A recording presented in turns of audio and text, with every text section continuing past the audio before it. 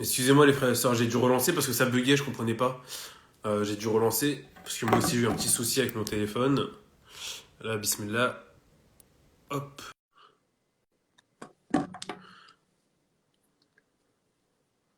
Et milieu islam. Ok. Alhamdulillah. Alhamdulillah. Bon, en espérant que ça fonctionne. Je lisais les commentaires le temps que tu reviennes.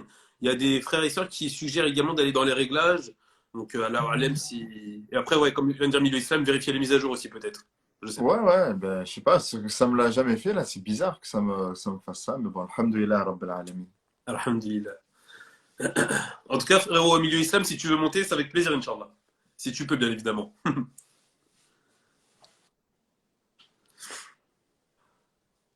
tout cas, salam alaikum tout le monde, en tout cas. Alaykoum salam wa rahmatullah.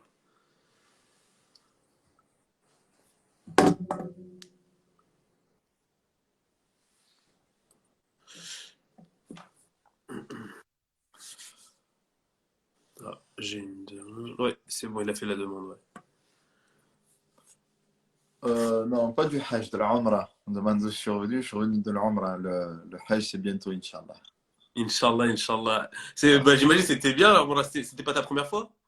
Non, Ouais, non, c'était pas la première fois, c'était plutôt bah, la première année 2021, c'était plutôt la première année où je n'allais pas à Mecca longtemps, depuis ouais. très longtemps, subhanallah. Et donc, ouais, ça faisait 2 ans là, j'y étais pas allé. Et c'était bon de retrouver Mecca. C'était un peu triste quand même avec tu sais, le peu de monde qu'il y avait Mm. sur place.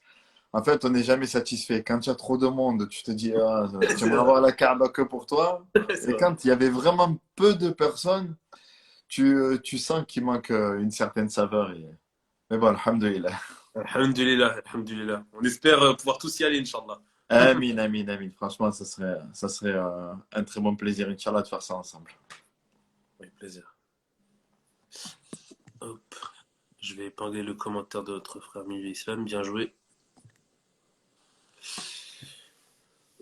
Donc voilà, en tout cas, les frères et sœurs, hein, je me permets de réintroduire le sujet qui est la pudeur.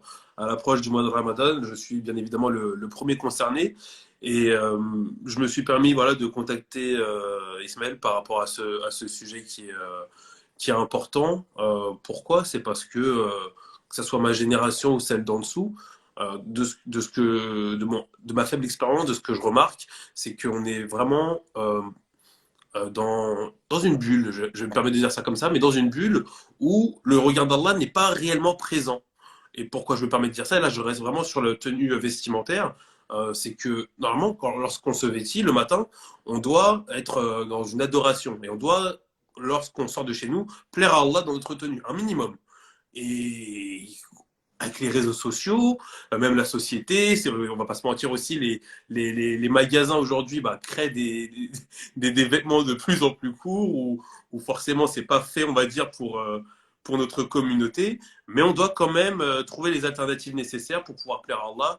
Et à côté de ça, il y a le comportement, mais bien évidemment, notre frère et Imam Ismaël sera beaucoup mieux placé que moi pour en parler, mais on doit quand même aussi être à cheval sur le comportement qui fait partie de la pudeur en islam. Ouais, en effet, subhanallah. Tu me permets de prendre la parole? Bien évidemment. Bien sûr. Bismillah. Alhamdulillah. Bismillah, alhamdulillah, wa salatu wa salam ala rasulillah wa ala alihi wa ashabihi wa man wala, ma ba'd. Ben, je vais d'abord commencer, si tu me permets, par juste une intervention de quelques minutes où on va lire quelques hadiths du prophète alayhi salatu wa salam, sur le sujet. Et, et ensuite, ben, justement, avoir quelques témoignages, voir, comme là tu étais en train d'évoquer, le changement là, d'époque qu'il y a eu. Juste une petite parenthèse. Je reçois pas mal de messages où on m'indiquait, on me conseillait aussi d'aller sur TikTok, d'ouvrir un compte et de publier également sur TikTok. Ben, chose au départ que j'ai faite, tu sais, l'application, tac, je me suis inscrit et tout, voilà, hop. Et je n'étais jamais allé. Bon, j'ai encore rien publié, je pense pas que j'ai publié quelque chose même.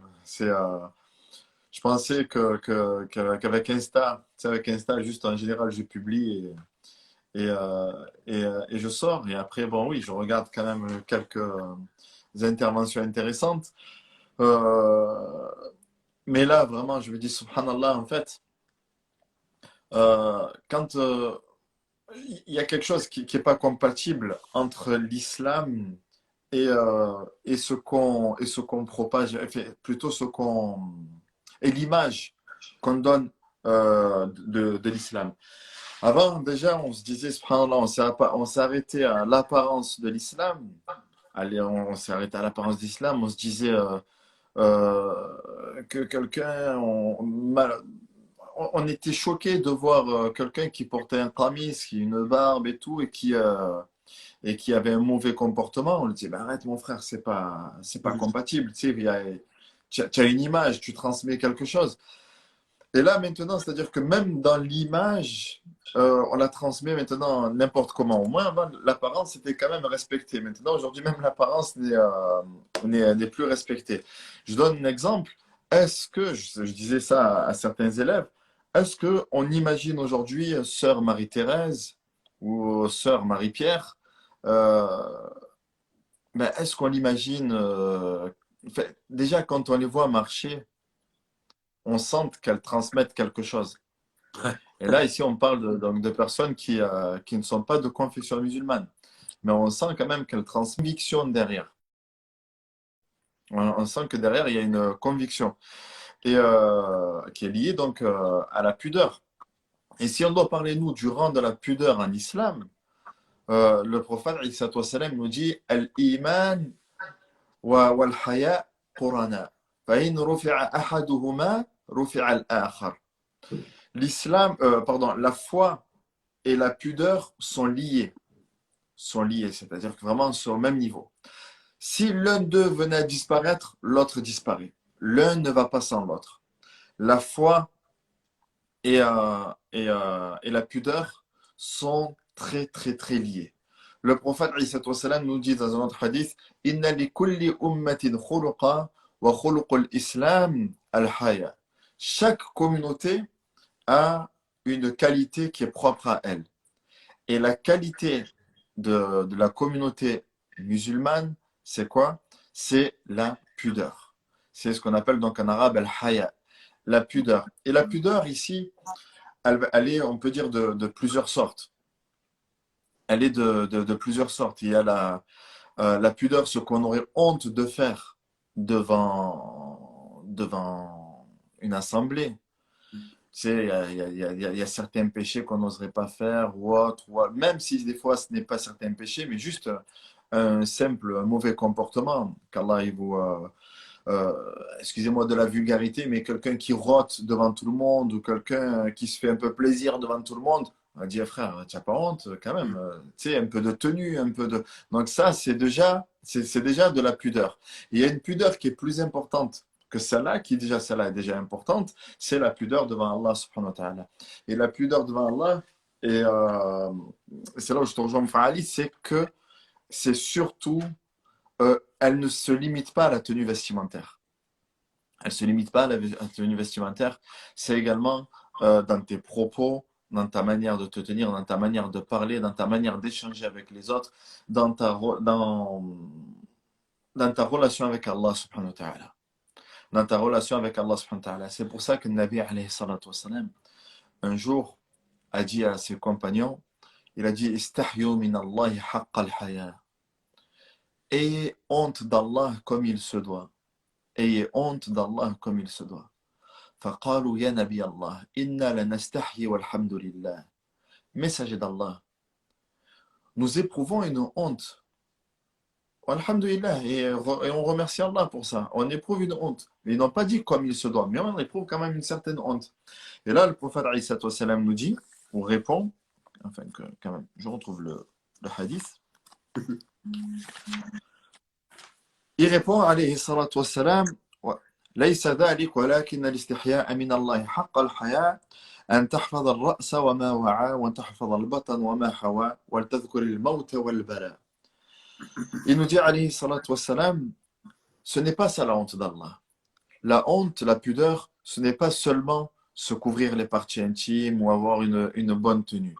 Mais il nous dit la pudeur envers Allah subhanahu wa ta'ala, c'est préserver la tête et les membres qui composent la tête, c'est-à-dire la bouche, en d'autres termes la langue, les yeux et les oreilles. Faire attention à ce que tu écoutes, faire attention à ce que tu regardes et faire attention à ce que tu dis. De préserver ton ventre et également ce qui contient, ou alors les membres qui sont liés à ton ventre, c'est-à-dire ce qui contient, donc fais attention à ce qui entre dans ton ventre, et les membres qui sont liés à ton ventre, c'est-à-dire tes mains, tes jambes, et ce qu'il y a entre les deux jambes, c'est-à-dire de préserver ta chasteté. Et ensuite, il nous dit, la honte envers Allah, la pudeur envers Allah, c'est quoi? Et le fait de te rappeler fréquemment de la mort et des épreuves qui vont venir avec la mort. Et quiconque, il nous dit, alayhi salatu wassalam, il termine en disant, et quiconque décide, ou alors désire, pardon, l'au-delà, il délaissera le bas monde. Quiconque donc mettra en application ces 4 points-là aura eu honte d'Allah Azza wa Jal comme il se doit. Donc ici, on voit que la pudeur, c'est quoi? Premièrement, préserver la tête, les membres de la tête, les yeux, ce que tu regardes. En fait, c'est quand tu regardes quelque chose de haram, rappelle-toi qu'Allah Azza wa Jal, il est en train de te regarder là, à ce moment-là. Et en fait, il y a quelque chose qui est beaucoup plus grave que le haram que tu es en train de faire, c'est le fait de ne pas donner de considération à celui qui est en train de te regarder, à celui qui est en train de te voir au-dessus des cieux. Comme il disait Bilal ibn Sa'ad, radiallahu anhu, il disait dans le sens de sa parole, ne, euh, il disait concernant le péché, ne regarde pas le petit péché en disant ouais mais c'est rien, ça va, c'est juste un petit regard. Ne regarde pas le petit péché, mais regarde la grandeur de celui à qui tu as désobéi. Si tu as vraiment honte d'Allah subhanahu wa ta'ala et tu as honte de sa grandeur, de sa majesté, donc forcément ça va te pousser à quoi? Ça va te pousser à délaisser ce péché, à te soumettre à Allah subhanahu wa ta'ala. Pareil, tu fais attention à ce que tu dis. Pourquoi? Le prophète, alayhi salatu wassalam, il nous dit dans un hadith que vous connaissez, Man kana yu'minu billahi wal yawmil akhir falyaqul khayran aw liyasmut. Quiconque croit en Allah et au jour dernier, qui ne dise que du bien ou qui se tait. Si tu crois en Allah, si tu sais qu'Allah il t'entend et qu'il te voit, si tu sais qu'au jour dernier tu seras debout devant Allah Azza wa Jal, ne dis que du bien. Ne profère que de belles paroles. Pareil, on peut dire donc la même chose pour le ventre. Attention à ce que tu rentres dans ta bouche. C'est-à-dire que ça provienne que du halal. Attention à ce que tu dis, attention à ce que tu fais et rappelle-toi constamment de la mort. Voilà donc ce qu'est la véritable pudeur. Voilà donc ce qu'est ici la véritable pudeur. Wallahu a'lam. Je ne vais pas faire un monologue, mon frère Ali. Donc je vais faire, Inch'Allah, que si tu dois me couper la parole, tu fais comme Malik, Inch'Allah. Il me coupe, il me dit ah, ça, ça, ça. Inch'Allah. Bah écoute, barakallahu fik déjà pour, excuse-moi, je charge mon téléphone avant qu'il s'éteigne. Hop. Excusez-moi les frères et sœurs. Hop. Faut que ça glisse. Ça va glisser là, excusez-moi. Je fais des réglages par le Pas bled. de problème. Excusez-moi les frères. Hop. Non, on va comment je vais le faire tenir? Au pire, je vais le faire. C'est pas grave. Ouais, je suis là, là-bas. Il te manque le trépied? Ouais, c'est ça. Bah déjà, ouais. Pour rebondir sur ce que tu as dit, barakallahu fik, parce que on se rend pas compte. Parler, c'est devenu tellement banalisé que on parle sans faire attention, comme tu as dit, au regard d'Allah. Et, et que ça soit même ça, dans les vêtements, dans la tenue du comportement, ou encore une fois dans le langage dans la bouche, ou même ce qu'on met dans nos oreilles. En fait, il y a tellement de choses qui ont été créées. Je pense que c'est Charles Rabi qui disait ça. Si on met pas l'islam au centre de notre vie, en priorité, on va se faire, entre guillemets, on va être débordé. On va être débordé. D'où le fait d'apprendre sa religion correctement. En tout cas, le rappel profite aux croyants et moi, ça me fait énormément de bien parce que le rappel, il est pour moi en premier. Et tu sais, quand tu parles, à chaque fois qu'un imam parle avec science, je pense que les personnes qui nous écoutent là vont penser un peu préparé, c'est que on se remémore ce que nous on fait de pas bien et on fait le parallèle entre le discours actuel et notre quotidien de vie et ça nous remet en question et c'est le but en tout cas d'un rappel en tout cas. Mais on en a besoin en tout cas, c'est important. Ben, qu'Allah il accepte Amin, déjà ce rappel-là et qu'il fasse amin, amin, amin. qu'on soit là exclusivement pour sa satisfaction. Mhm. Le, le fait de mettre l'islam comme un élément central dans notre vie repose sur la parole d'Allah subhanahu wa ta'ala. Si je ne me trompe pas, je crois que c'est le verset 207 dans Surat Al-Baqarah. Allah Azza wa Jalla il nous dit Ya ayyuhalladhina amanu dukhulu fi silmi kaffah wa la tattabi'u khutuwati shaytan innahu lakum aduwwun mubin. Alors Mhm. vraiment, subhanallah, c'était pas du tout préparé, mais ce verset-là, il est excellent.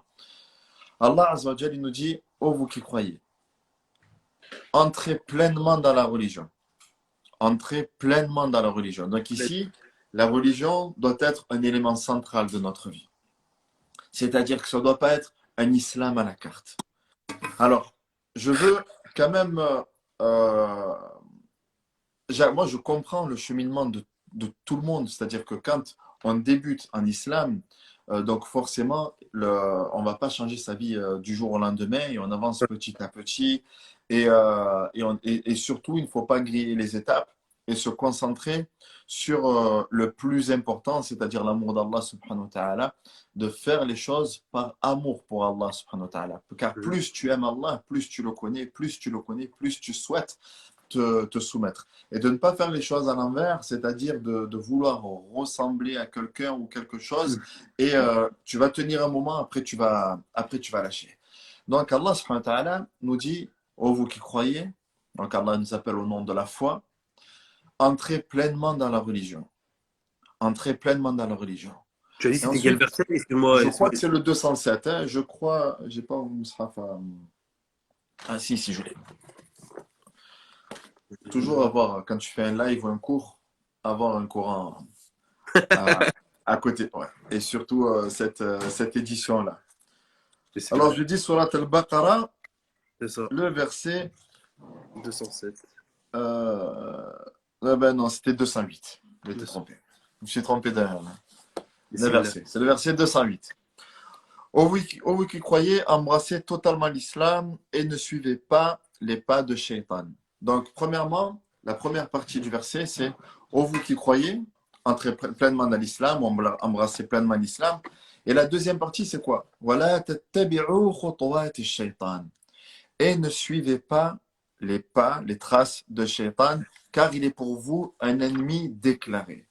Maintenant, si on prend le cas de Shaitan, Allah Azza wa Jalla nous interdit de suivre ses pas, ses traces. Et quel a été le premier, la première tentation, ou alors pas tentation, mais la première, le premier méfait du péché en obéissant à Shaitan, ça a été quoi? C'est une question que je vous pose à tout le monde, hein. C'est-à-dire quand notre père Adam et notre mère Hawa ont obéi à Shaitan, il s'est passé quoi? Ils ont été. Je vais pas dire n'importe quoi. Je vais pas dire Avant n'importe même d'être bannis du paradis. quoi. Il y a eu une sentence directe. Ils ont été. Non, moi, justement, je vais dire ils ont été bannis, mais si tu me dis qu'il y a eu autre chose avant. Avant même, ouais. Avant même qu'ils sortent du paradis. Hmm, alors, Alem. Non. Non, non, parce que là, tout le monde parle de la même chose. Non, non, ça va. Donc, désobéissance, mais avant même de sortir du paradis, dès qu'ils ont obéi à Shaitan. Ah, Soussou, elle a trouvé la réponse. Il les a mis nus. Ah, Et ouais. ah. D'où le fait. Alors, Alem, là, je vais te permettre Dévêtu. de poser une question. Est-ce que c'est pour cette raison? Et désolé d'avance si c'est une grosse erreur ce que je vais Non, dire, hein. non. Non, Est-ce non, que non, pose la question. le jour du jugement, il est dit qu'on sera nu? Oui, on Est-ce que sera. c'est par rapport à ça ou pas du Non, tout? non, je ne sais pas. Alors, Alem. Voilà, je ne sais pas. Mais en tout cas, la première ici conséquence du péché, la première conséquence du péché, c'est quoi? C'est qu'en obéissant à Shaitan, ça a causé la nudité.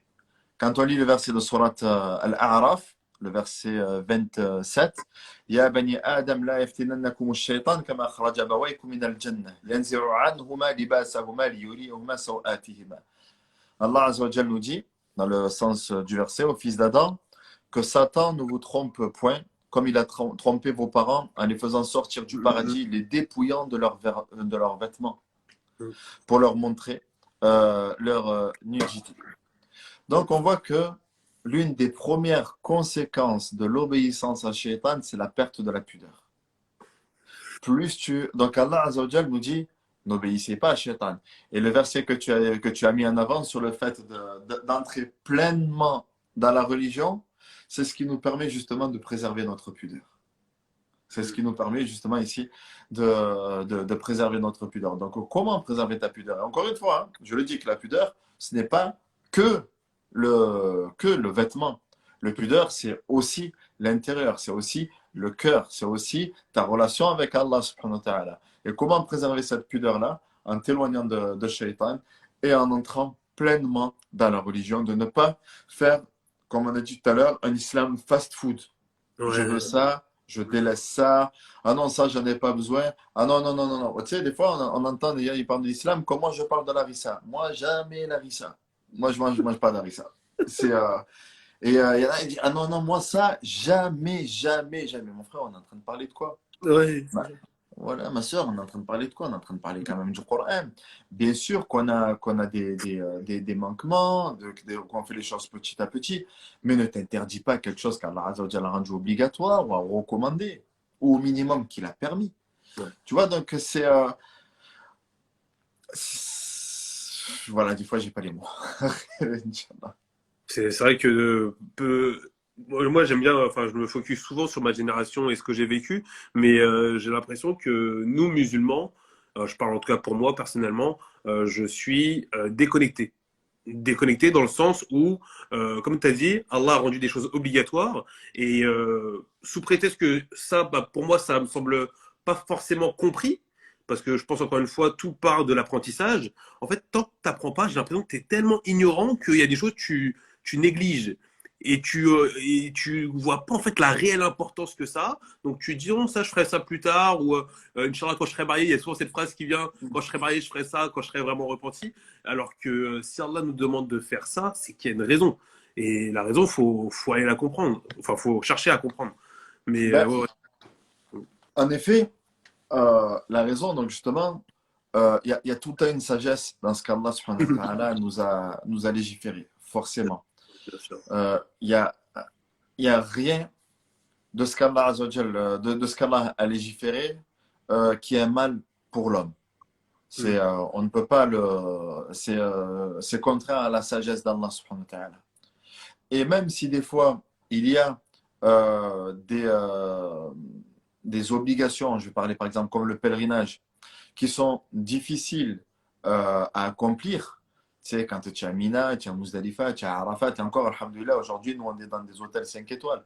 Mais je veux dire, il y a quand même, tu sais, il y a quand même de la marche. Le 10e jour du Hajj, il y a quand C'est même, physique. C'est physique. voilà, c'est Ouais. physique. Et, euh, et donc, mais même, c'est-à-dire que c'est une difficulté, mais qui est toujours surmontable. C'est qui est toujours euh, à la portée ici de l'homme. Mais maintenant, il se peut même qu'il y ait des obligations qui ne sont pas à la portée de tout le monde. Je parle dont la sagesse plutôt n'est pas à la portée de tout le monde. Que certains connaissent, qu'après une étude très approfondie du Coran, ils connaissent certaines sagesses et que d'autres ne la connaissent pas. Et donc ça, c'est lié à ton apprentissage des sciences religieuses. Mais nous, notre religion, elle s'appelle Islam. Elle s'appelle Islam. Et nous, on est des musulmans, c'est-à-dire des soumis à Allah subhanahu wa ta'ala. On se soumet à la volonté d'Allah subhanahu wa ta'ala, que les sagesses, qu'on on les ait décelées ou non, qu'on conçoit la raison pour laquelle Allah Azza wa Jal nous a légiféré tel et tel acte ou non, on se soumet à Allah subhanahu wa ta'ala par adoration parce qu'on connaît Allah Azza wa Jal. Et quand on connaît Allah, on sait que tout ce qu'Allah Azza wa Jal légifère, il ne le légifère qu'avec science, C'est ça. qu'avec sagesse et qu'avec rahma. Donc la science, c'est l'ilm, la sagesse, al-hikmah, et avec la rahma, la miséricorde. Il n'y a que ça qui se cache derrière ce qu'Allah Azza wa Jal nous a légiféré. Et c'est un bien pour nous. Après, à nous de nous y soumettre petit à petit, d'avancer dans notre cheminement vers Allah subhanahu wa ta'ala, mais de ne jamais se fermer une porte de la miséricorde. Allah Azza wa Jal nous dit concernant le Coran, Inna fi dhalika la rahma wa dhikra li qawmin yu'minun. Le Coran, il y a quoi? Il y a une rahma, il y a une miséricorde et un rappel pour ceux qui croient, pour ceux qui ont la foi en Allah subhanahu wa ta'ala. Wallahu a'lam. Ismaël, barakallahu fik pour ce que tu es en train de nous expliquer, de nous rappeler. J'aimerais que tu puisses, si cela ne te dérange pas, d'appuyer sur, si c'est en lien, la pudeur des péchés. C'est-à-dire qu'aujourd'hui, on est humain, j'apprends ça à personne, on est tous malheureusement, on est soumis au péché. Le but est d'en faire le moins possible et d'en délaisser un maximum pour se rapprocher d'Allah. Aujourd'hui, on se rend bien compte avec les réseaux sociaux que les péchés sont dévoilés au grand jour, comme si en fait comme si c'était normal, tout est banalisé. Et je ne dis pas aux gens continuez à pécher de manière discrète, mais j'ai envie de dire encore une fois, moi le premier, si je suis dans le péché, bah, c'est entre Allah et moi, et c'est déjà beaucoup, c'est déjà beaucoup. Mais de le dévoiler, excusez-moi, mais de le dévoiler sur les réseaux sociaux, comme si en fait ça n'avait pas d'importance et comme si en fait c'était glorieux, comme si c'était bien.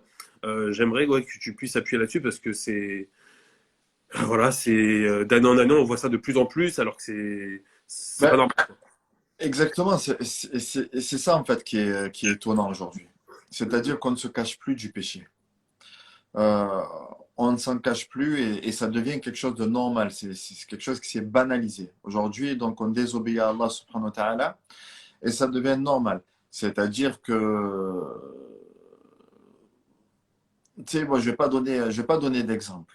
Je vais pas donner d'exemple. Mais le péché à la base, il y a chacun a ses péchés. Et d'ailleurs, le prophète alayhi salatu wassalam, nous dit Kullu bani Adam khata wa khayrul khata'in at-tawwabun. Que tous les fils d'Adam commettent des péchés. Donc ça, c'est normal. Jusqu'ici, c'est normal. On commet des péchés. Je ne parle pas de persister dans le péché, mais de tomber par maladresse ou autre. On a commis un péché, on s'est trompé, on a fait une erreur. Alors le prophète alayhi salatu wassalam, nous dit mais les meilleurs de ceux qui font les péchés sont ceux qui se repentent, ceux qui reviennent vers Allah subhanahu wa ta'ala. Et parmi ceux qui reviennent vers Allah azza wa jal, c'est ceux qui ne persistent pas dans le péché. Maintenant, il y a celui qui persiste dans les péchés, mais c'est entre lui et Allah azza wa jal dans le sens, je ne suis pas en train de justifier ça. Je ne suis pas en train de dire, vas-y frère, t'inquiète, c'est entre toi et Allah, il va te pardonner. Je ne suis pas en train de dire ça. Je suis en train de dire qu'au moins, c'est quelque chose qui se fait en cachette. Et on rappelle à cette personne-là, qui fait donc le péché en cachette, que de la même manière, Allah Azza wa Jalla, il nous dit وَأَسِرُّوا الْقَوْلَ j'ai oublié le verset. وَأَسِرُّوا قَوْلَكُمْ وَاجْهَرُوا بِهِ إِنَّهُ عَلِيمٌ بِذَاتِ الصُّدُورِ. Que vous parliez secrètement ou alors publiquement, Allah Azza wa Jalla sait ce que vous faites. Il connaît le contenu des poitrines. On ne peut pas échapper à la sagesse d'Allah, à la science d'Allah subhanahu wa ta'ala. Donc Allah, il te voit quoi que tu fasses. Même quand tu es seul et que tu fais le péché et que tu es tout seul, Allah subhanahu wa ta'ala, il te voit. Il y a un verset dans Surat Ghafir, Allah Azza wa Jalla dit يَعْلَمُ خَائِنَةَ الْأَعْيُنِ وَمَا تُخْفِي الصُّدُورِ. Allah connaît la traîtrise des yeux et ce que cachent les poitrines. Wallahu yaqdi bil haqq. Et Allah, il juge en toute vérité et il tranchera en toute vérité. Donc là maintenant, on est sur celui qui quand même, il est seul et il s'est caché pour son péché. Et Inch'Allah qui se cachera pour faire maintenant de bonnes actions par pure sincérité. Maintenant, il y a une une autre catégorie de personnes dont le prophète alayhi salatu wassalam, nous a parlé. Il nous dit kullu ummati mu'afa illa al-mujahirin. Toute ma communauté est, entre guillemets, sous la volonté d'Allah Azza wa Jal dans le pardon. C'est-à-dire qu'Allah pardonnera à la communauté. Sauf celui qui pêche publiquement. Celui qui fait son péché publiquement, qui ne s'en cache pas, qui n'a même pas de pudeur, qui n'a même pas de retenue. Il n'a même pas de retenue. Et d'ailleurs, regarde, c'est-à-dire que nos parents, quand ils nous grondaient, la première chose qu'ils nous disaient, c'était quoi? T'as pas honte. C'est la première chose qu'on nous dit, t'as pas honte. Ouais. Mais t'as chemch. On nous disait ça, on nous disait, mais t'as pas honte. Tu fais... Donc, c'est-à-dire qu'on te ramène quand même à ta nature. Pourquoi? Parce que le prophète alayhi salatu wassalam, nous dit إِذَا لَمْ تَسْتَحِ فَاصْنَعْ مَا شِئْتَ. Si tu n'éprouves aucune pudeur, si maintenant tu n'éprouves aucune pudeur, alors fais ce que tu veux. Dans le sens, fais ce que tu veux, ça veut dire qu'il n'y a plus rien qui te retient là. Il n'y a plus rien qui te retient. Car la pudeur, c'était au moins ce qui te permettait de te retenir, de désobéir à Allah Azza wa Jalla en public. Sauf qu'aujourd'hui, maintenant, la désobéissance, elle est normale en public. Et si tu oses parler, si tu oses aller voir cette personne et dire, des fois, je vais voir la personne, non pas pour elle-même, pour lui dire, s'il te plaît, ne nous fais pas honte. Voilà, s'il te plaît, juste ne nous fais pas honte. Barakallahu fik, juste ne nous fais pas honte. Tu vois, tu portes quand même des vêtements traditionnels, donc tu es en train de te réclamer d'une appartenance quelconque, tu vois. Donc là, ici, il y a un point commun. Il y a un point commun. Donc là, tu dis, ah, s'il te plaît, juste ne nous fais pas honte. Barakallahu fik. Et comment donc aujourd'hui, on en arrive là. Et après, donc, quand on tombe là sur les réseaux sociaux, franchement, c'est quelque chose, je te dis la vérité, Ali, je voulais pas, ça fait un moment, je voulais en parler, mais j'ai dit non, ça va trop faire le frère misogyne qui parle, qui dit ouais, les femmes, vous avez pas Ah, honte et tout, tu sais, c'est trop. ouais. Voilà, c'est trop. C'est trop. Et là, je m'adresse ici à nos sœurs. Il y a Cheikh Nader qui avait fait, il y a quelques mois, je crois, une intervention sur ce sujet-là. Mais là, c'est trop. C'est trop de parler religion, mais en apparence de faire totalement le contraire. De faire totalement le contraire. Alors que notre religion, la base de notre religion, c'est la pudeur. C'est la pudeur. Donc aujourd'hui, on se filme en train de désobéir à Allah subhanahu wa ta'ala. On se filme en train de désobéir et on se concurrence là-dessus. Et plus on se filme, plus le voile, ben, il diminue. Malheureusement, on l'a remarqué. D'ailleurs, il y a même aujourd'hui un nouveau voile qui apparaît. À la base, nous, ce qu'on connaissait, c'était le voile qui couvrait le corps, sauf le visage et les mains. Mais maintenant, ça devient que le turban. Ça devient que le turban. Encore une fois, mes sœurs qui portent le turban, qui débutent en islam, tu sais, qui avec le travail, elles commencent à peine, elles font les choses petit à petit. Qu'Allah t'aide, ma sœur. Et alhamdoulilah, je suis même content et je fais dua pour qu'Allah Azza wa Jalla, il te raffermisse la foi et que tu continues dans ce cheminement-là. Mais c'est plutôt le sens inverse qui me fait peur. De la part donc, de personnes qui se disent prédicatrices, je ne sais pas si ça se dit comme ça, enfin en tout cas on connaît plus ça sous le nom de coach. Ouais. Et ouais, voilà. Et après, donc, en tant que coach spirituel, on nous montre comment, donc, enfin, voilà, quel serait aujourd'hui le voile. Et enfin, voilà. Encore ça, je perds les mots, encore laisse tomber. Ouais, je suis très Non, riche. euh, c'est vrai que c'est assez compliqué, j'imagine, mais encore plus pour vous à votre niveau. Mais déjà, pour nous, c'est assez compliqué. Et j'ai envie de dire quelque chose à mes sœurs. J'en ai pas. Mais si aujourd'hui j'avais une sœur, je lui ferais le rappel et je lui dirais, tu sais, si aujourd'hui tu as envie d'exister à travers les gens, dis-toi qu'il y a un problème parce que il faut exister auprès d'Allah. Ok. On t'interdit pas d'avoir les réseaux sociaux, etc. Non, mais si tu es sur les réseaux sociaux, n'oublie pas qu'en fait, Shaitan, il va faire ce qu'il fait d'habitude. C'est-à-dire, il va vouloir te tenter, il va vouloir que tu tombes dans le péché et se montrer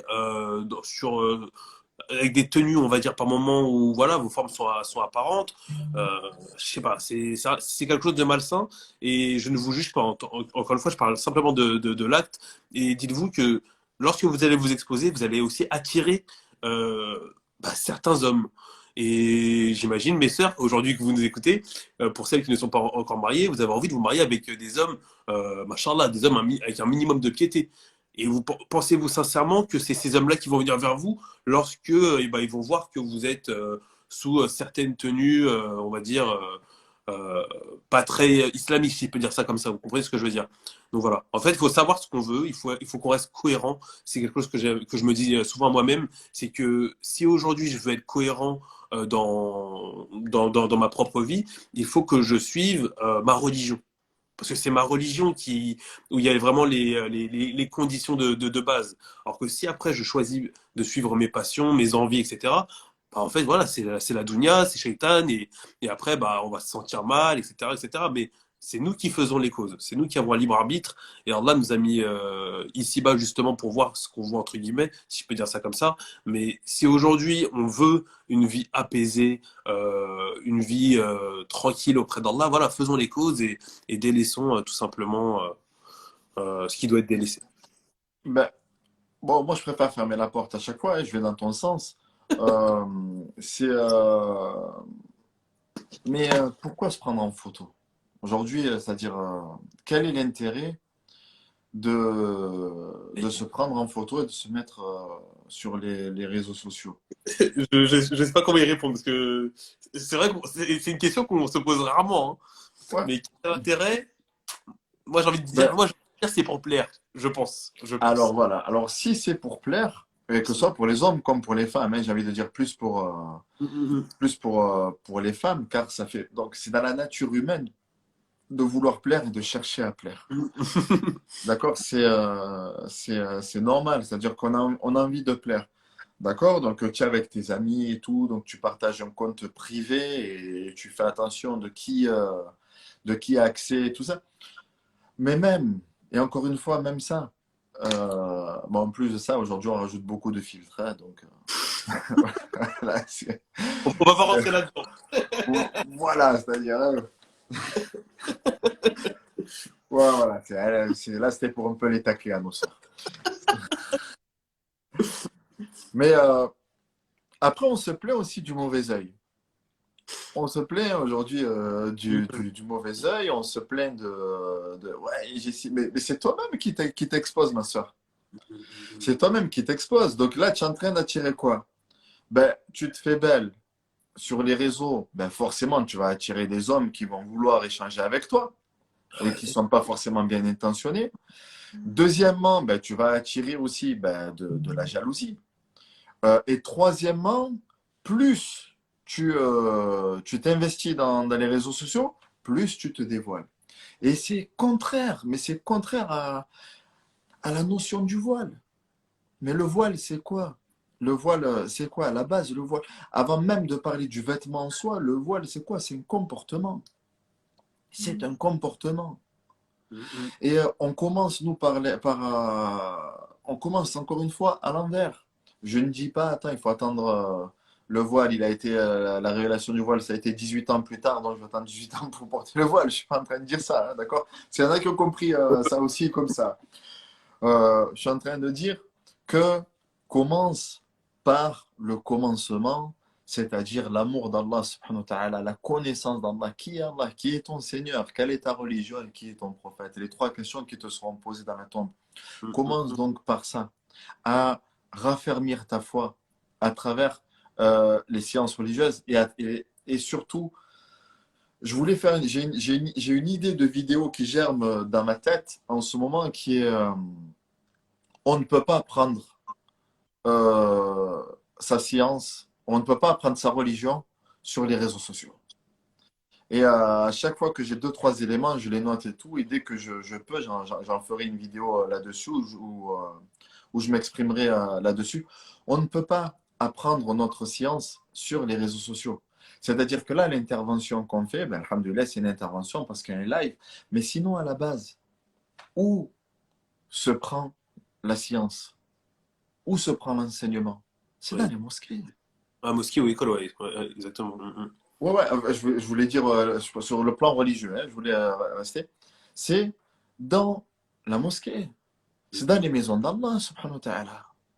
Et aujourd'hui, elles ont été désertées. Aujourd'hui, il y a un live déplace plus de personnes que la mosquée. Mais après, ben, c'est normal. C'est à la mosquée qu'on apprend notre religion. Maintenant, bien sûr, il y a des personnes parmi vous et nous qui ne pouvons pas nous déplacer. Moi, ben, alhamdoulilah, je suis en France et je ne peux pas me déplacer. Je profite de cours en ligne. Donc, c'est normal, je veux dire. Mais non plus, il ne faut pas non plus se limiter qu'à ça, c'est-à-dire qu'aux réseaux sociaux, qu'à certains lives ou alors à des stories de 15-20 secondes et de se dire, ouais, c'est bon, j'ai eu ma dose. Entre ces 15 et 20, la story que tu as regardé avant du haram et après du haram et entre les deux du haram. Donc, qu'est-ce que tu auras retenu? Qu'est-ce que tu auras retenu de ça? Ben rien. Alors que quand tu es dans une mosquée, quand tu es dans la maison d'Allah subhanahu wa ta'ala, tu es entouré des anges. Il y a la miséricorde d'Allah Azza wa Jal qui descend sur toi. Allah subhanahu wa ta'ala te mentionne auprès de lui et tu es pardonné de tous tes péchés lorsque tu Allah. te rends à la mosquée. Et quand tu te rends à la mosquée, c'est pas pareil.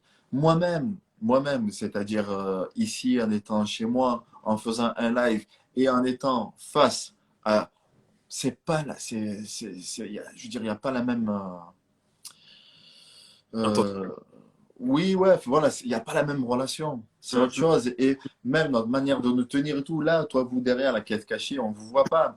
Mais je sais très bien qu'il y en a un qui est comme ça, l'autre, il est en train de regarder le match de Lyon, là, qui est en train de jouer, l'autre, il est en train de regarder plein de trucs, l'autre, il a mangé, l'autre, il mange en même temps. Ouais, moi, c'est pas vrai, je regarde pas le match. Hein. Je peux vous faire là. Voilà, hop. Voilà, je regarde pas le match. C'est bon. Euh, c'est- C'est, mais en tout cas, à la kulli hal, c'est ça pour dire que quand on va à la mosquée, on est beaucoup plus concentré. On est beaucoup plus concentré. Donc, rendez-vous dans les maisons d'Allah, subhanahu wa ta'ala. Ouais, au final, tu as raison. Moi, de ma faible expérience. Bon, je sais que ma femme elle n'aime pas que je fasse ça, ramener la chose sur moi. Mais je vais me permettre pour que ce soit bénéfique, Inch'Allah. Euh, c'est vrai que dès qu'on commence à rentrer dans le bain de l'islam, on a envie de tout faire. On se dit, ah ouais, il y a les piliers, ok, il faut que je fasse ci, il faut que je fasse ça, il faut que je fasse ça, faut que je fasse ça. Mais à un moment donné, on se rend compte qu'on va stagner, voire même reculer, si on n'apprend pas sa religion. C'est-à-dire que tu peux apprendre quelques sourates pour faire ta salat, c'est bien. Tu apprends qui est le prophète Mohammed sallallahu alayhi wa sallam et aussi la sunna, etc. Mais si tu n'apprends pas en fait les bases, donc les sciences islamiques, à un moment, bah, au bout d'un moment tu stagnes et je sais plus qui avait dit ça. Je crois que c'était Charles Nader. Mais en fait, il disait l'ennui, ça doit même pas faire partie de notre vocabulaire. Souvent, on entend les jeunes dire ah ouais, moi je galère, je vais sortir voir les potes, etc. On peut pas se permettre de dire ça. Il y a tellement de choses à apprendre que on est ignorant en vrai. En tout cas, Ben, moi. des fois, moi, j'ai mon fils, il me dit, ah, je m'ennuie, tout ça. Je suis, Wallah, qu'est-ce que j'aimerais avoir ton temps. Mais c'est trop bien. Je dis, mais comment tu fais? Je dis, moi, c'est quelque chose, j'arrive pas. J'arrive pas, tu vois, c'est. Ça va me préserver. Mais bon, alhamdoulilah. Oh, il y a une question là. Ça s'est passé. Je regarde pas les commentaires, mais subhanallah, je suis tombé dessus parce que j'ai vu écrit Marseille. Où sont les assises à Marseille? Je demande pas mieux. Ah, Ben, ma soeur, ben, alhamdoulilah, écoute, la mosquée des Bleuets, elle vit tous les jours. Elle machallah. vit tous les jours. Et là, récemment, on a un Cheikh Hassan qui, depuis quelques mois, nous donne cours tous les jours, enfin, entre Maghreb et l'Isha, le mardi, le vendredi et le dimanche. Entre le Maghreb et l'Isha, il y a la salle pour les femmes. Il y a même l'écran pour qu'on puisse suivre le Cheikh et tout, pour qu'on reste un peu plus euh, concentré durant le dars, Inch'Allah Ta'ala. Enfin, donc, pour en revenir à la nuit, on n'a pas le temps de s'ennuyer. Wallah, on n'a pas de sens. Quand on prend un livre, on lit et qu'on plonge surtout dans la vie du prophète, alayhi salatu wassalam, mais comment on peut ne pas trouver le temps pour lire? C'est subhanallah, euh, au quotidien, tu dois lire, lire et lire. Enfin, je veux dire, c'est le premier verset qui nous a été révélé. Ouais, Iqra. ouais. C'est le verset Iqra qui nous a été révélé. Ah, subhanallah, ben, Cheikh Hassan, en plus, il est connecté. Je profite pour le saluer. Qu'Allah, Non, il le préserve, lui et sa famille. amin, amin, amin. Dans la boîte à questions, Ismaël, je me permets, il y a eu deux questions. Il y en a une troisième, mais je pense que enfin, celle-ci, elle m'est concernée. Alors, peut-on avoir de la pudeur même en étant franc? Alors, tu sais, si j'ai bien compris la question, des fois, il y en a, ils se disent, écoute, moi, je suis comme ça, je préfère faire mon péché devant tout le monde, voilà, moi, je suis pas une double face. Mais ça, c'est faux. Ça, c'est faux, tu sais, de se dire, écoute, moi, c'est comme ça et c'est tout. Moi, c'est pas, je vais me cacher et tout. Je sais pas comme lui, il fait la prière, après, il va faire tel péché. Ben, voilà, moi, je suis clair. Ben Ouais. non, toi, tu es en train de réunir deux péchés. Lui, au moins, il n'en fait que. Lui et toi, ton deuxième péché, c'est quoi? Ben, c'est de le faire devant tout le monde. Hum, hum, C'est de hum, le hum. faire devant tout le monde. Ben non, fais-le. Tu n'as pas besoin de le faire devant tout le monde. Et en plus de ça, tu es en train d'encourager. Parce que tu es peut-être un exemple pour certains. Tu es peut-être un exemple pour certains. Certains peut-être te voient en toi et te disent, ouais, ça va. Et après, des fois, on minimise. J'arrive pas à le dire. On s'est Euh, compris. voilà, c'est le péché en disant, ah, c'est bon, si lui il le fait, ben, ça va. Voilà, c'est pas si grave que ça et tout. Après, c'est un peu, ils sont trop fermés, ce sont des radicaux, ce sont des. Après, tu vois, on Hum. croit qu'on est dans le juste milieu, mais en fait, non, on est dans l'extrême là. On est dans Ouais. l'extrême. Le juste milieu, c'est d'être en connexion avec Allah, subhanahu wa ta'ala. Barakallahu Donc, fik. Allah Azza wa Jal nous dit dans le Coran, وَلَمْ يُصِرُّوا عَلَى مَا فَعَلُوا وَهُمْ يَعْلَمُونَ. Et donc, et ceux qui ne persistent pas dans le péché alors qu'ils savent. Donc là, Hum. ça sert à rien de persister en disant oui, je suis franc, moi c'est comme ça, je fais mon péché devant tout le monde et je m'en cache pas. Non, ça c'est une erreur de dire ça. Si j'ai bien compris la question, si c'est de ce que j'ai compris. Barakallahu fik. En tout cas, Melikatou, par rapport à la réponse, si tu avais une autre demande, si c'était pas clair, tu nous dis. Alors, la deuxième question, je vais la lire, mais j'ai pas forcément compris. BRK Faten, donc, salam alaikum, est-ce qu'on est vraiment dans le péché quand notre sœur coupe les ponts et ne parle pas avec nous que si, et il n'y a pas la fin. Donc, je répète, et je vais courter la question. Salam alaikum, est-ce qu'on est vraiment dans le péché quand notre sœur coupe les ponts et ne parle pas avec nous? On va dire que ouais, c'est ça qu'il y a comme phrase. Ben, écoute, si c'est tu as une sœur, donc si je comprends par une sœur, une amie qui a coupé les ponts avec toi, alors dans ce cas-là, toi tu essaies de les maintenir. Et si malgré tes efforts, là, il n'y a pas de réponse de l'autre côté, ben, tu restes toujours avec le salam. Toujours garder le salam. Je dis le salam, hein, je dis même pas le bonjour. Je parle du salam. En fait, je dis ça pourquoi? Parce que j'ai une voisine, elle me dit jamais bonjour. Mais jamais. Mais un Pourquoi? truc de fou. Elle t'aime Je sais pas? pas. Mais je sais pas. Tu sais quoi? Et à chaque fois, je la vois. Bonjour. Et tu sais quoi? Elle met Elle des répond. vents comme ça. Alors, tu sais, moi, là, il me dit, vas-y, qu'est-ce que je lui cours après? Je dis bonjour. Elle dit pas, dis pas bonjour, tu sais quoi? Après, je pense, je me dis, ouais, mais toutes les histoires qu'on lit des salafs, des sahaba qui ont patienté avec le bon comportement, peut-être que dans 20 ans, à force de lui dire bonjour, elle va embrasser l'islam, tu vois. C'est vrai. Alors que si j'arrête de lui dire bonjour, pour maintenir des liens, ça va être encore plus dur. Ben, je dis toujours bonjour. C'est dur, hein, je te mens pas. Hein. Tu dis bonjour, ça, elle te calcule pas. Elle passe comme ça. Pas grave, je te dis bonjour. Devant C'est Allah, il y a Allah. Sois témoin, je lui ai dit bonjour, je maintiens les liens du voisin. un petit cadeau peut-être. Ça lui ferait peut-être plaisir, non? Ben, c'est bientôt le Ramadan. On va venir avec des gâteaux sucrés. C'est Donc, ça. on va lui offrir, Inch'Allah. Inch'Allah. Je vais voir s'il y avait d'autres questions. Quelqu'un qui a appris la mauvaise habitude de parler avec des gros mots. Est-ce que la foi est toujours présente?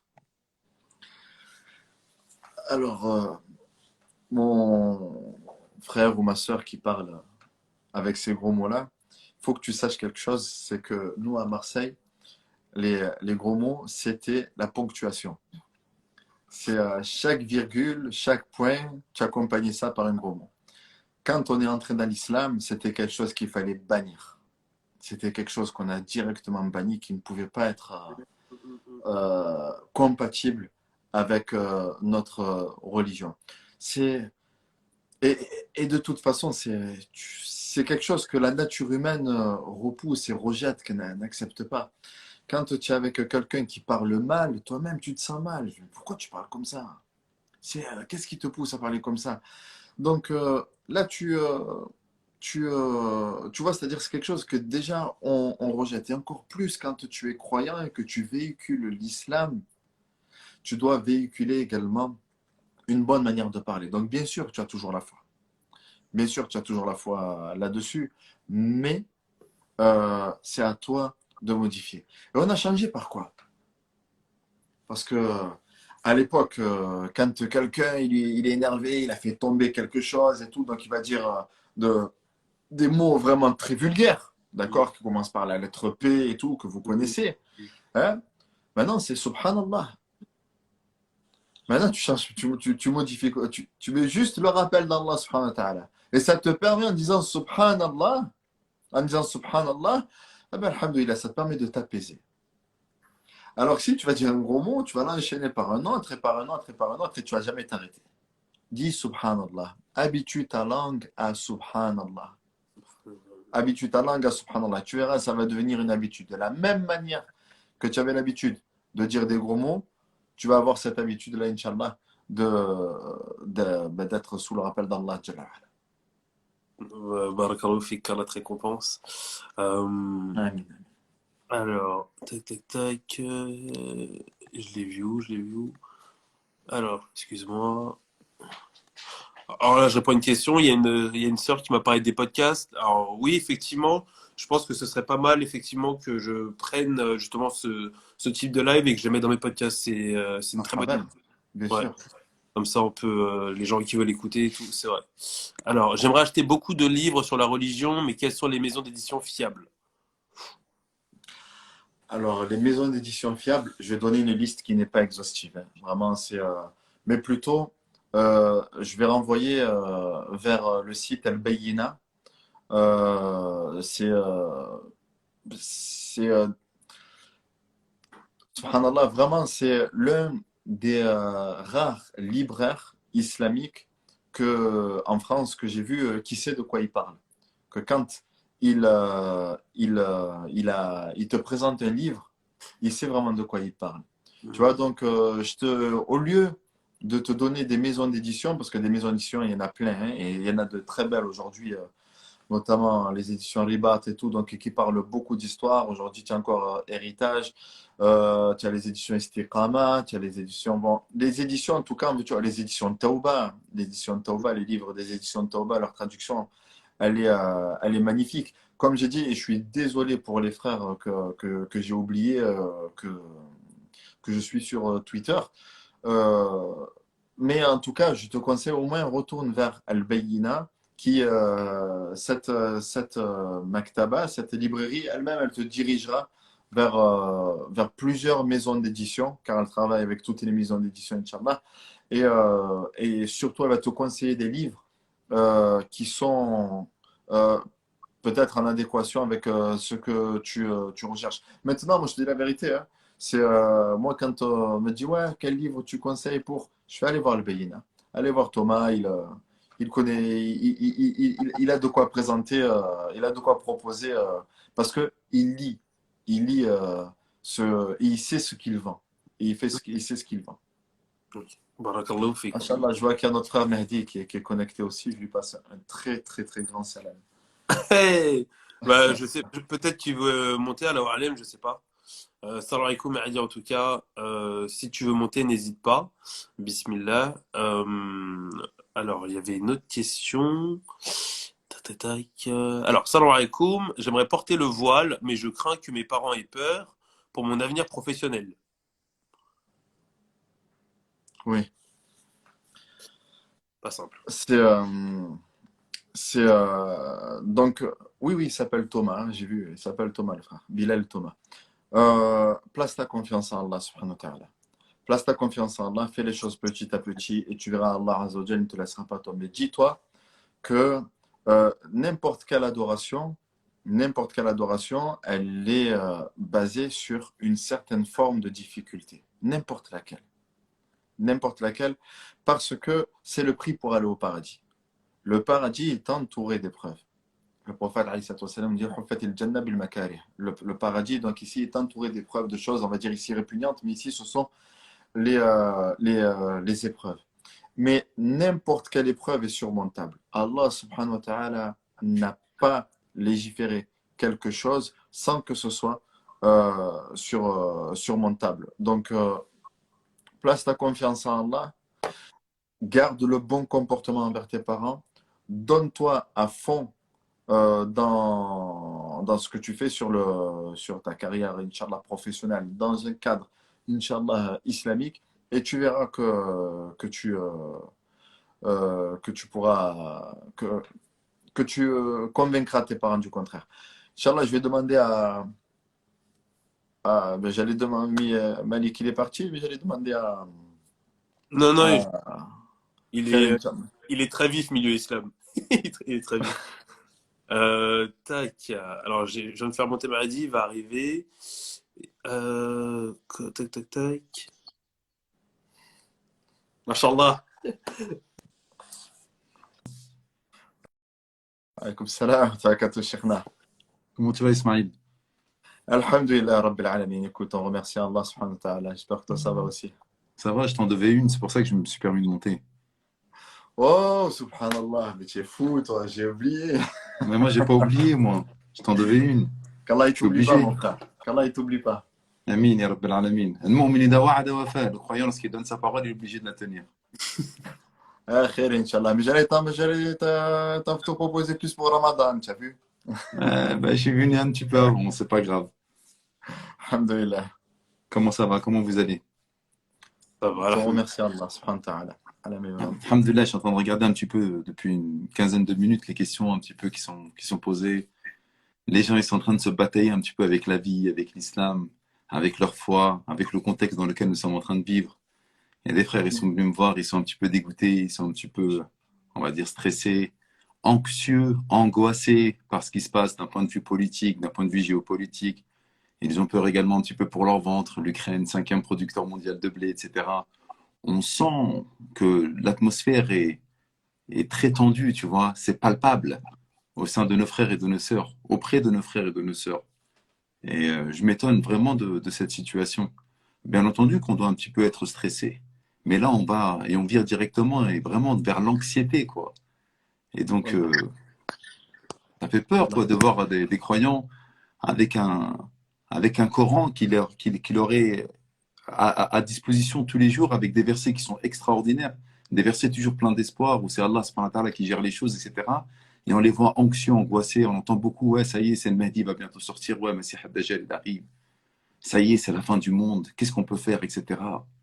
Je comprends pas, j'arrive pas, en fait, bien sûr, je comprends cette situation, mais je ne l'assimile pas, je n'arrive pas à cautionner, surtout lorsque on connaît les maintes et maintes versets qu'il y a dans le Coran, qu'Allah Azzawajal a mentionné pour nous redonner espoir, alors que lorsque tout est obstrué, il y a toujours un lien fort que nous devons avoir avec Allah subhanahu wa ta'ala, et je m'étonne de cette situation.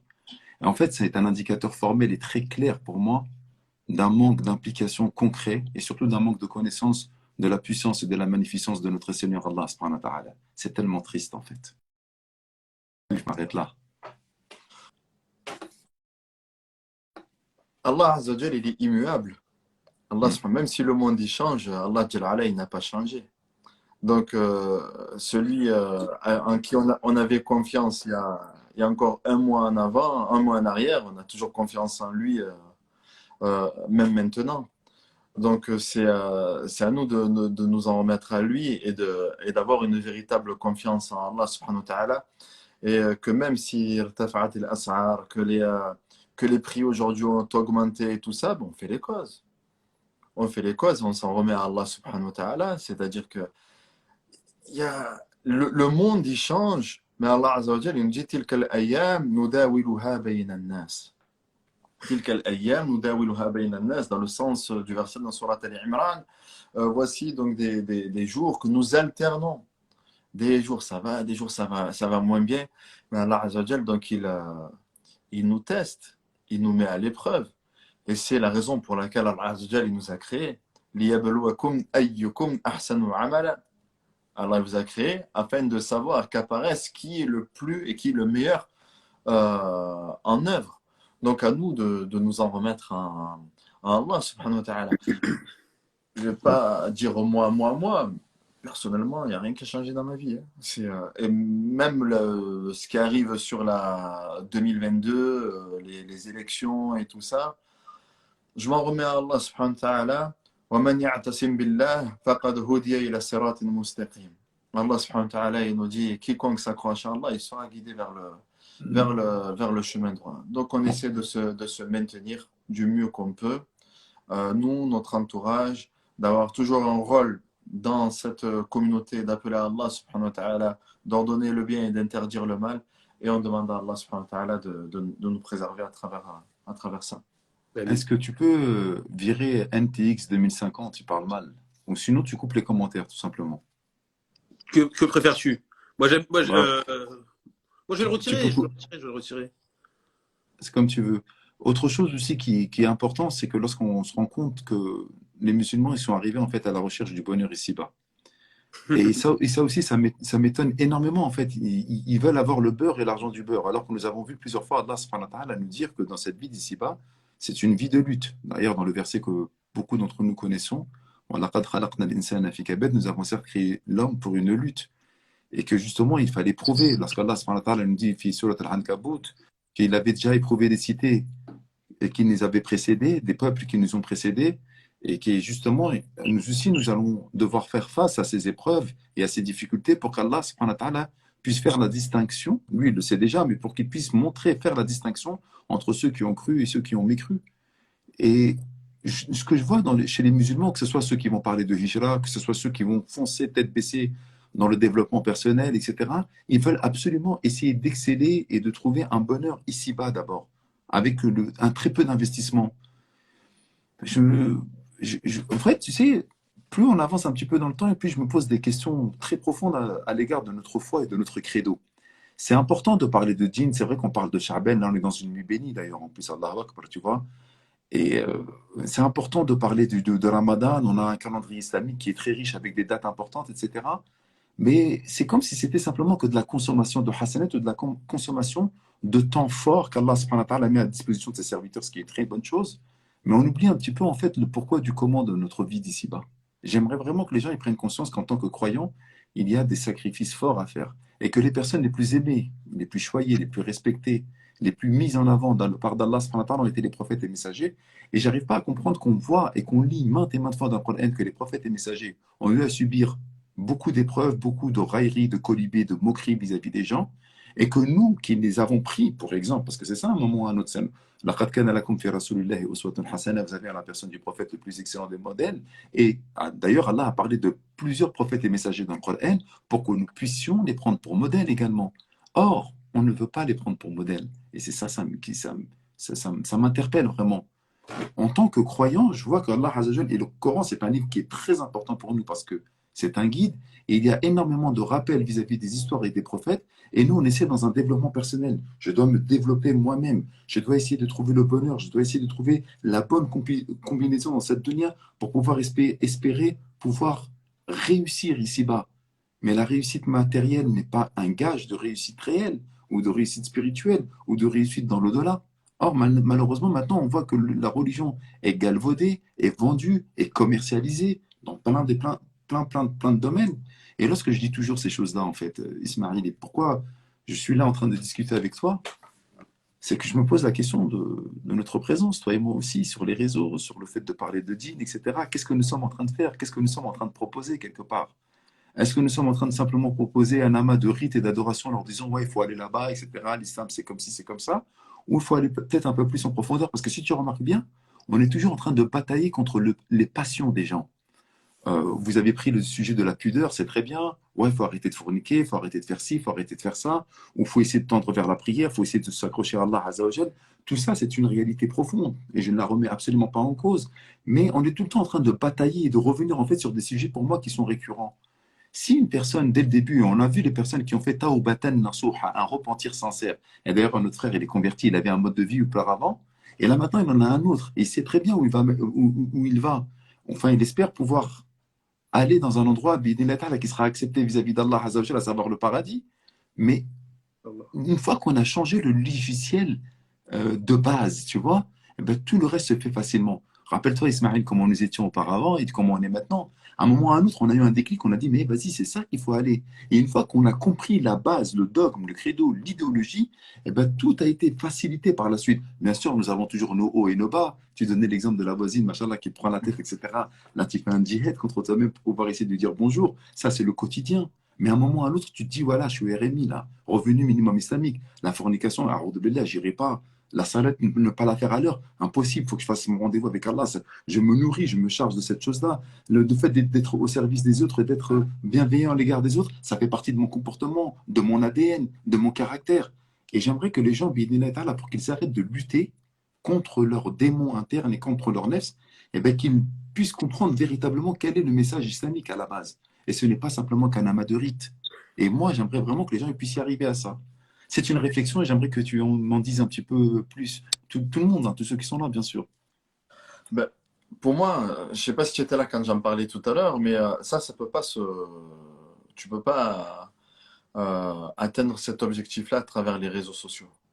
Euh, et surtout les formats actuels, c'est-à-dire que chaque nouveau réseau, ben, il devient pire que le précédent.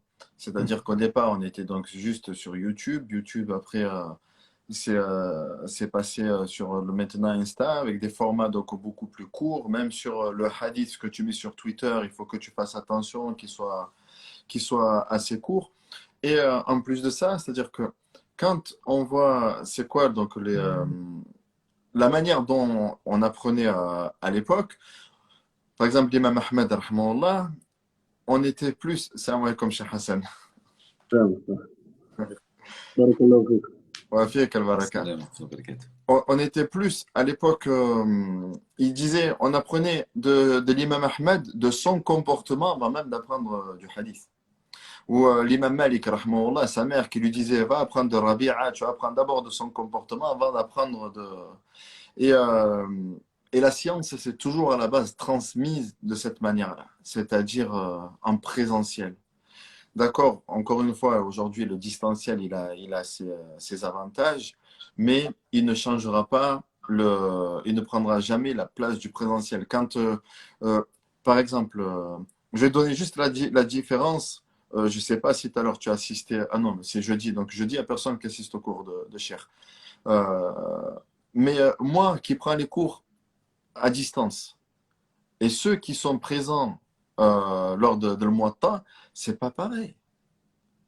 C'est vraiment pas pareil. Et tu le vois, même chez lui-même, des fois, il en reprend un, il dit, oh, toi, reste avec moi et tout. Tu vois, il est. Ben oui, il les interpelle. Et quelque part, tu vois, il y a une éducation là. Et il y a une éducation. Et c'est cette éducation-là qui, au moment où ça ira, où tu seras le plus mal dans ta vie, ben, qui restera dans ton cœur. Et c'est ça qui va te maintenir dans la foi. Parce que tout le reste, c'est que du superflu. Les réseaux sociaux, c'est du superflu. C'est le monde qui est pas réel. C'est une consommation de religion. Ce n'est pas vraiment une application de la religion.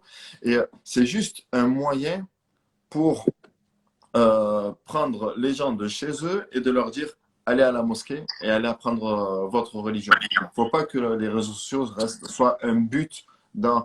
Aujourd'hui, on n'est plus, on n'est plus imam de mosquée, on est imam d'une chaîne maintenant. Tu es imam de quelle chaîne? Ouais, je suis imam de la chaîne, je sais pas quoi, je sais pas quoi. Non, tu es Est-ce imam que tu as de... une chaîne? On finit la Jumu'ah. Et tu as une chaîne, on peut te suivre sur Ouais. Internet? Subhanallah. Cheikh Hazen, نعم. تفضل. بارك الله فيك الأخ بهي، جزاك الله خير. حيا الله الجميع. الله يسالي tout le monde. ici présent sur la côte, c'est lui qui était la cause pour ceci. Je ne sais pas c'est lequel entre les deux. C'est lui. Elle a ramassé la totalité, alhamdoulilah. Qu'Allah il a fait. Alhamdulillah.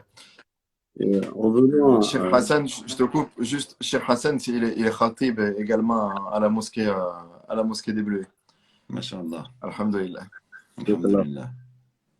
en venant au truc, ce qu'il a dit plutôt le frère Mahdi, déjà on a fait connaissance, alhamdoulilah, rabbil alamin, sur l'essentiel pour qu'on parle, pour que les gens ils arrivent à un niveau que nous on se bat que les gens ils arrivent à un niveau.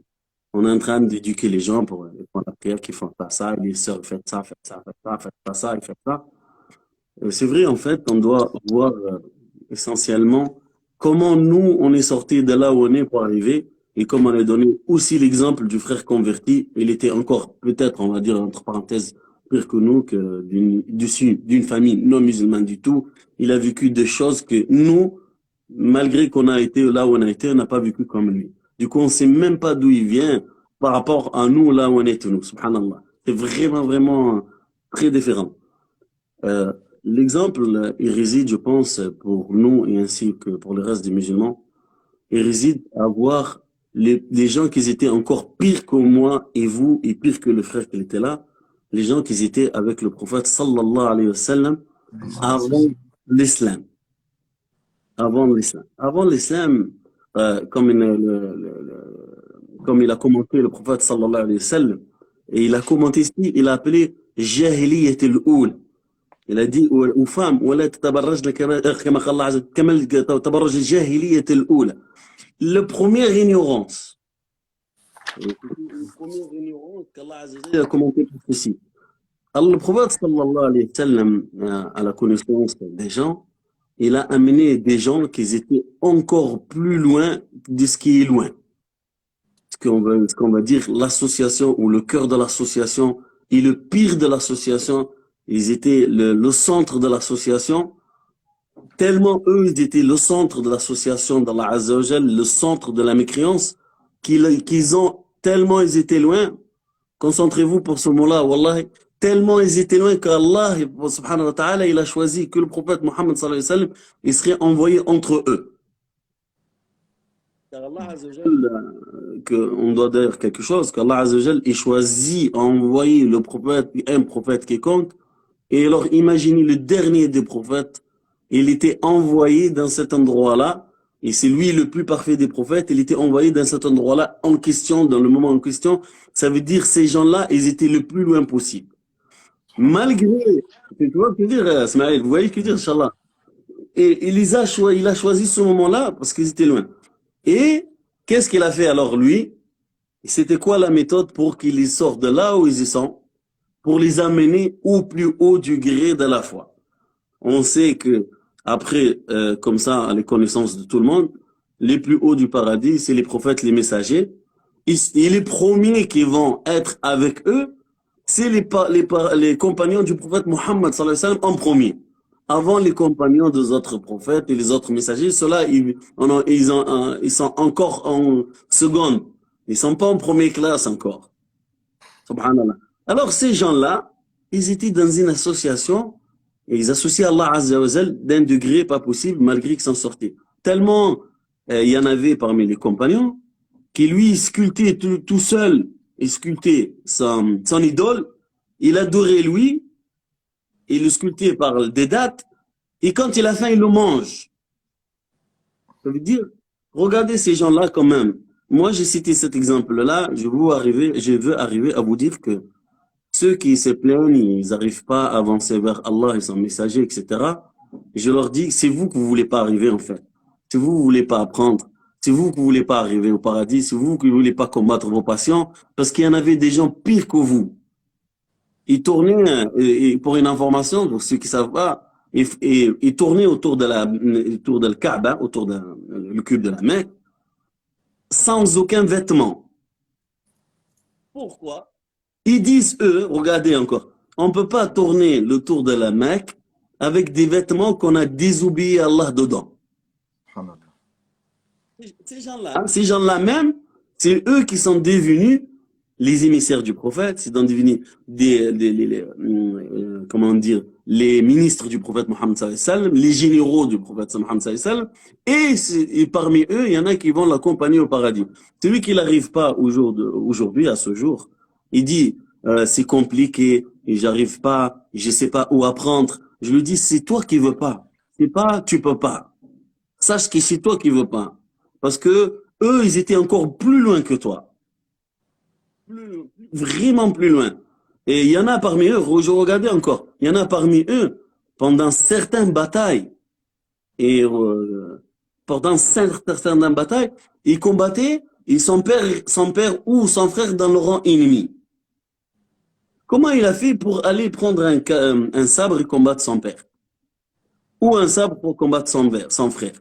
Ceux-là qui sont sortis de loin pour arriver à ceci, ces gens-là, ils ont voulu aller.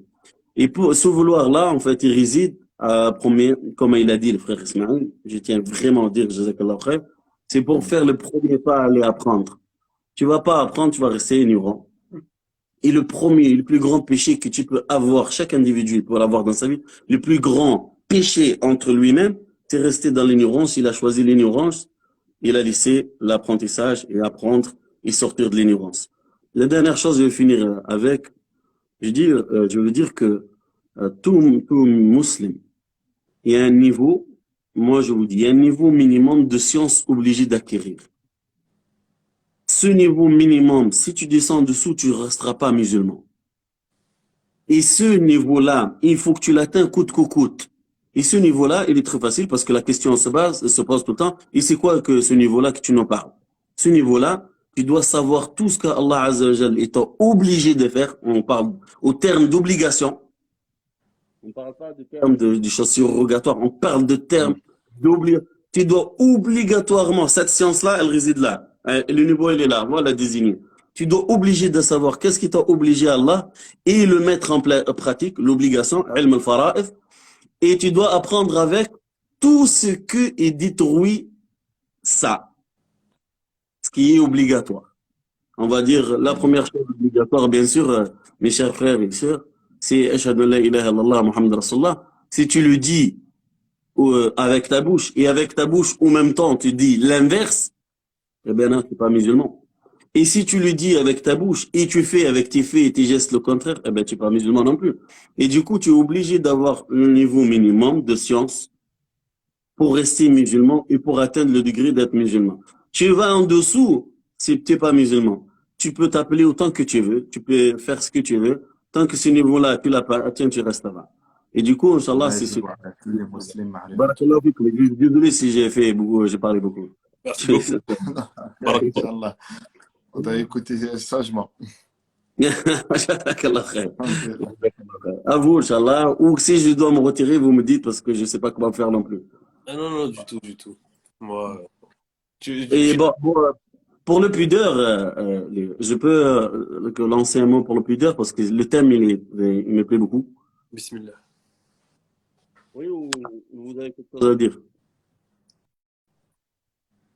Comment? Ah, Non, non, désolé, c'est mon. Moi, je suis là, j'écoute. Bref. Ah, vous pouvez, ok. Le pudeur, il y a un hadith assez important, j'aimerais que beaucoup de monde y l'apprenne parce que ça va leur servir beaucoup dans leur vie. En fait, c'est une règle de vie que le prophète sallallahu alayhi wa sallam, il nous a conseillé. قال رسول الله صلى الله عليه وسلم إن لم تستحي فافعل ما شئت. Écoutez bien, wallah, écoutez bien. Le prophète sallallahu alayhi wa sallam, il dit, si t'as pas de pudeur, fais ce que tu veux. Si t'as pas de pudeur, celle-là, si tu l'as pas, fais ce que tu veux. Ou fais comme bon te semble. Ça, et vous savez, le début de hadith, c'est quoi? قال رسول الله صلى الله عليه وسلم إن مما توارث الناس من النبوة الأولى. Parmi les mots qu'ils ont hérités, ici c'est passé comme héritage, parmi les mots en héritage de la première prophétie pour nous, c'est Adam. Ça veut dire parmi les mots que les gens, ils ont resté parler entre eux, et c'est pas une parole prophétique, ça veut dire, toi, tu peux le dire à ton fils il le dit, et ça se restait jusqu'à aujourd'hui. On a arrêté ce mot-là. C'est quoi le mot? Si t'as pas de pudeur, fais ce que tu veux. Ça veut dire quoi? Parmi les choses que ça rapporte, c'est que depuis la première prophétie, le pudeur il est recommandé. La prophétie qu'il y ait, ça veut dire on parle de la première. Maintenant, c'est la dernière prophétie, celle de Muhammad sallallahu alayhi wa sallam. Et du coup, la pudeur, elle était recommandée de la première jusqu'à la dernière. Alors, si tu n'as pas de pudeur, fais ce que tu veux. Ça veut dire, si la chose, celle-là qui te fait cet acte en question, tu n'as pas de pudeur de le faire, eh ben, tu vas le faire. Et quand tu vas le faire, c'est là que ton honneur il va être touché. Bien sûr, ton honneur il va te toucher. Et quand ton honneur il va toucher, c'est la chose qui est le plus chère que tu possèdes pour que les gens ils peuvent te le juger, c'est l'honneur. C'est ce que tu dois préserver le plus, c'est ton honneur en envers les gens. Et avec ton honneur, c'est tes enfants ils voient ton honneur. Ta femme, elle voit ton honneur. Tes parents, ils voient ton honneur. Les gens qui les entourent, ils voient. C'est l'honneur que tu dois préserver. C'est pour ça que tu dois pas faire des choses que, logiquement, que tu devais avoir le pudeur. Ça, c'est pour ça, bien sûr, on peut parler longtemps de ceci. Et dans un autre hadith, يقول النبي صلى الله عليه وسلم الإيمان بضعة وسبعون شعبة أعلاها لا إله إلا الله وأدناها إماطة الأذى عن الطريق والحياء شعبة من شعب الإيمان. Et le prophète sallallahu alayhi wa sallam dit la foi, 70 branches de foi. Le plus haut de la foi, c'est le mot la ilaha illallah. Le plus bas de la foi, ça veut dire la dernière chose de la foi, si tu ne le fais pas, t'as pas de foi, c'est écarter un mal du chemin. Sur le chemin, les gens ils marchent dans un chemin ou sur la route, il y a un mal. Peu importe le mal, tu l'écartes, c'est le minimum de la foi. Avant de passer au pudeur, je vais vous dire un petit truc très, ça ramène du joie. Les gens pieux qui nous ont précédés, écoutez bien, barakallahu fikum, et ils trouvent un mal sur le chemin, et ils vont vers le mal, ils prennent le mal, hop, ils l'écartent, ils disent la ilaha illallah. Il dit, qu'est-ce que tu fais? Tu dis la ilaha illallah, tu enlèves un mal du chemin. Il a dit, moi j'ai entendu le prophète sallallahu alayhi wa sallam dire, le plus haut la ilaha illallah, le plus bas c'est enlever un mal du chemin. Moi je fais le plus mal et le plus haut. Comme ça j'ai la globalité des faits. Ah, l'intelligence des gens qui ont étudié la religion, regardez ce qu'ils font. J'ai sorti un peu du sujet pour vous dire que quand on a la science, l'intelligence elle vient avec. Sachez-le, qu'Allah Azza wa Jalla ya'allimuhum al-kitaba wal-hikma. Le prophète sallallahu alayhi wa sallam, il apprend à ses compagnons le livre ou le hikma. Ils ont dit le hikma, c'est la parole prophétique, ainsi la biographie prophétique, ainsi le comportement prophétique. C'est ça le hikma, la sagesse, elle réside là-dedans. On revient au hadith de 70 branches de foi. Le dernier, c'est écarter un mal. Après, le prophète sallallahu alayhi wa sallam, il dit, et la pudeur, c'est une branche de la foi. Ça veut dire que quand tu n'as pas de pudeur, la foi ne sera jamais complète. Et pour atteindre un niveau dans le paradis, il faudrait que la foi soit complète. Pour que la foi soit complète, il faut que la pudeur soit dans toi. Et quand on a décrit le prophète, sallallahu alayhi wa sallam, que la description du prophète, la description des faits, de ses gestes, etc., يقال فيه فهو أحيا من العذراء في خضرها. Il dit quand on a décrit le prophète, on le décrit comment il est, son comportement. On dit il a la pudeur plus qu'une femme vierge qu'elle a jamais vu un homme dans sa vie. Quand elle se marie, elle peut pas. C'est très compliqué pour elle. Eux, ils disent que le prophète, sallallahu alayhi wa sallam, il a une pudeur pire que cette femme-là. Du coup, la pudeur, qu'est-ce que c'est? C'est quelque chose d'énorme et incroyable à avoir en autant musulmans que nous, on veut rentrer dans le cercle du croyant. Bien sûr, je vais encore montrer aux frères et sœurs quelque chose d'important. L'islam, il est partagé en 3 classements. Le plus bas, l'islam, tu dois musulman, plus bas. Celui d'après, un croyant. Le troisième, le plus haut, c'est bienfaisant. Et pour déjà sortir de la première, à rentrer dans la deuxième, il faut compléter la foi. Parmi les choses pour compléter la foi, c'est la pudeur. Je parle beaucoup, Ismaël, excuse-moi, je vais arrêter. On t'a écouté, comme j'ai dit, سمعنا. على كل حال طولنا على دركا. Ah, je sais, voilà, certainement. Bon, barakallahu fikum, le frère, comment il s'appelle, le cher frère, couleur de peau, là? Ali. Il a la même que la tienne. Hein. Ali. Ali, Machallah, Ali. Enchanté, Ali. Je te vois, je regarde parfois tes vidéos dans ta voiture et tout, Machallah, tu t'arrêtes, tu nous fais un truc et tout. Alors, Bah, ça fait bien. barakallahu fik. Non, en tout cas, Ouais, c'était c'est ça. très inspirant. J'aurais pu même continuer à t'écouter encore des minutes et des minutes. Ah, voilà. Inch'Allah. Barakallahu fikum. Bravo, Je Inch'Allah, نلتقي شيخ. vous avez accepté. L'honneur, il est à moi de parler avec vous et ainsi parler à les frères et sœurs, ils sont présents avec nous. Barakallahu fikum tout le monde. فيك البركة الله يتبرزها أستاذ. Amin, amin, cheikh, amin, cheikh. Bon, moi, je vais me retirer, j'ai compris comment faire apparemment et je vous laisse, je vous écoute, Inch'Allah. Et on est à votre service, Inch'Allah. On est à votre service. بارك الله فيك شيخ حسن حفظك الله. الله يبارك. جزاكم الله خير. السلام عليكم tout le monde. السلام عليكم. عليكم السلام. السلام. Ismaël, on se retrouve que tous les deux. الحمد لله ما شاء الله. Alhamdulillah. Franchement, À moins qu'il y ait d'autres personnes qui veulent encore monter, hein, je sais pas. ça m'a fait beaucoup de bien. Cela, il me fait beaucoup, beaucoup de bien. Non, non, non, là, on se retrouve que tous les deux. Ils sont... Est-ce que tu voulais finir sur quelque chose? Ben, je pense que Cheikh a terminé sur un hadith qui était important sur la place de la pudeur en islam, que c'est l'une des branches de la foi, et comment le prophète alayhi salatu wassalam traduisait cette pudeur-là par rapport au hadith, qu'il éprouvait encore plus de pudeur que pouvait l'éprouver. Donc, ici, une personne qui n'a jamais connu le sexe opposé. Hmm. Et cette pudeur, donc, c'est la crainte d'Allah subhanahu wa ta'ala. À nous de craindre Allah et de nous en remettre à lui véritablement, de placer notre confiance en lui, de prendre de bons référents, de prendre de bons référents dans la religion, car tout ce qui brille n'est pas de l'or.